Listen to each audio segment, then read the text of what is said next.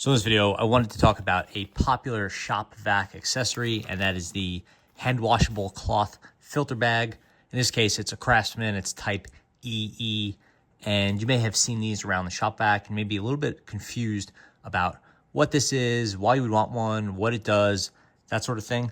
So let's kind of jump right into what it is and how you install it. So here's what you should do with that cloth bag.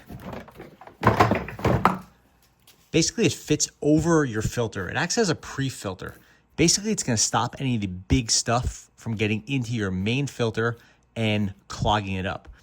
The big dust, debris, sawdust, drywall, whatever, that'll get caught in here. You don't have to use those expensive paper bags, but all of that stuff won't go into your primary filter. It'll get filtered out. It'll stay in the tub.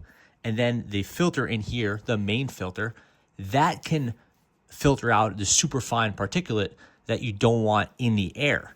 It's basically a two-stage system, pre-filter, primary filter. The biggest problem with Shop-Vacs is that when you're in dry mode, your main filter gets clogged up, and that happens fairly quickly with sawdust and things like that. People use the paper bags, but a pre-filter is a nice kind of middle way.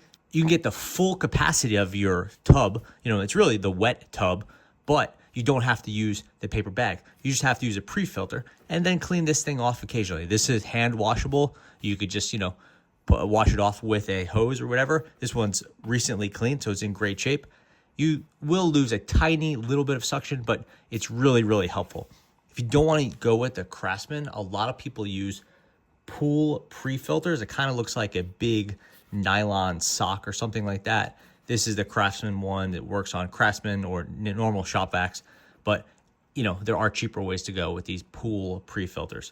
So yeah, that's how you use the Craftsman cloth bag for your Shop-Vac. I highly recommend using a pre-filter.